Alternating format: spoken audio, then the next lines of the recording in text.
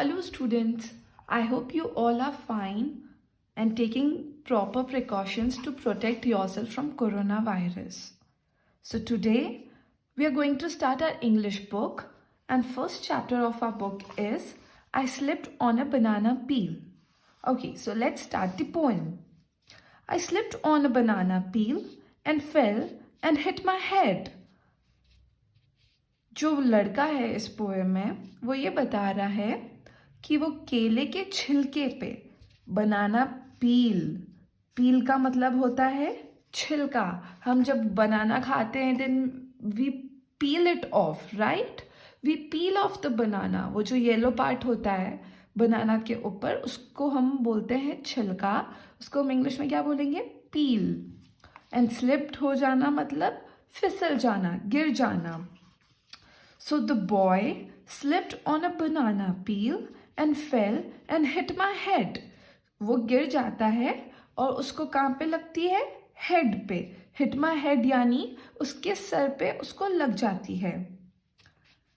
I slipped upon a patch of ice which nearly killed me dead.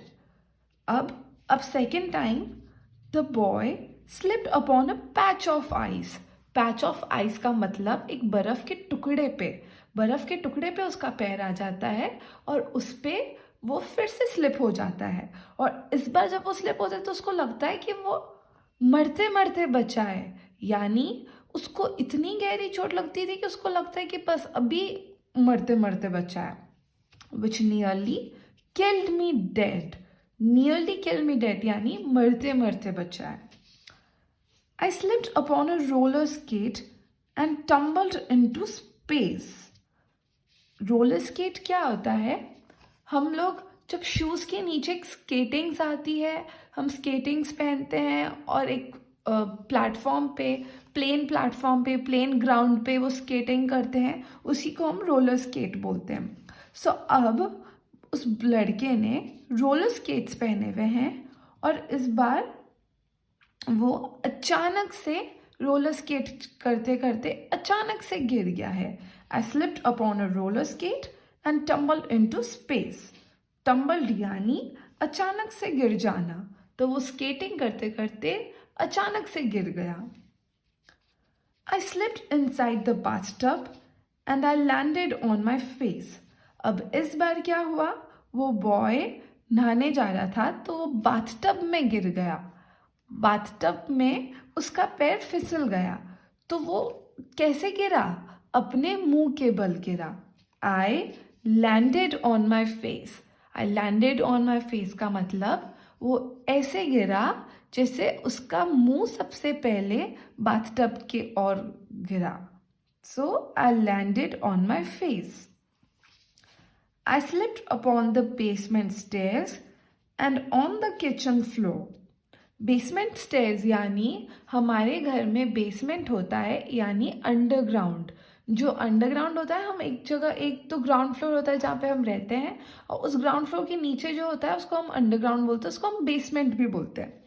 तो इस बार वो boy basement की stairs पे, स्टेयर्स यानी सीढ़ियाँ, स्टेयर्स पे गिरा और किचन के फ्लोर पे भी गिरा.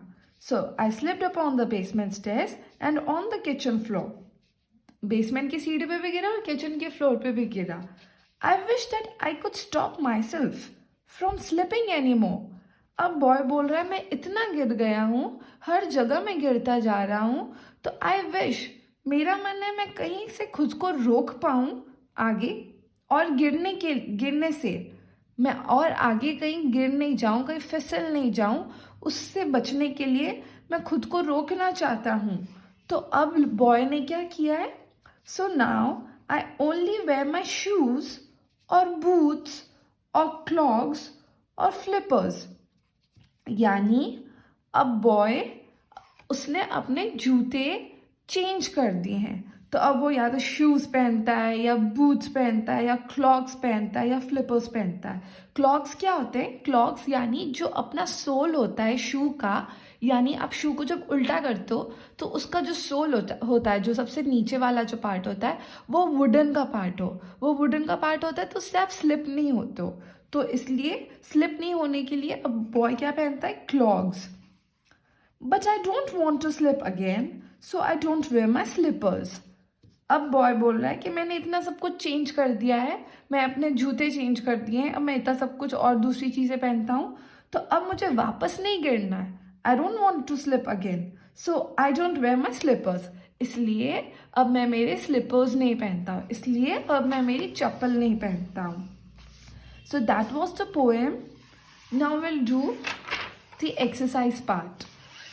ओके, आप सभी मेरे साथ एक पेंसिल लेके अपनी बुक में मेरे साथ साथ मार्क करेंगे answers. Okay students? Okay, time for true and false. Avoiding to slip, the boy said that he would not wear his slippers anymore. That is true. हमने सबसे लास्ट लाइन ही पढ़ी थी. बॉय ने बोला था I will wear my boots, shoes, clogs और flippers, but I will not wear slippers. The boy was nearly killed dead when he slipped upon a patch of ice. That is also true. The boy slipped upon a roller skate and landed on his face. So देखो यहाँ पे we'll check it. I slipped upon a roller skate and tumbled into space. I slipped inside the bathtub and I landed on my face. तो face पे land कब हुआ था boy? जब वो bathtub में गिरा था. तो बाथटब के टाइम फेस पे लैंड हुआ था, बट रोलर स्केट के टाइम नहीं. सो हम यहाँ पे क्या लिखेंगे, फॉल्स, क्योंकि ये गलत स्टेटमेंट है.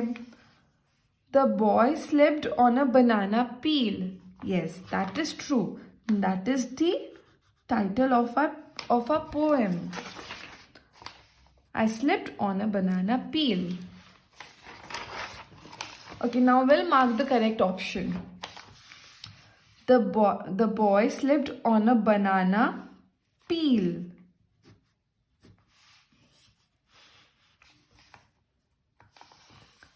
The boy slipped inside the well. No ice. No ice के अंदर थोड़ी ना गिरा था.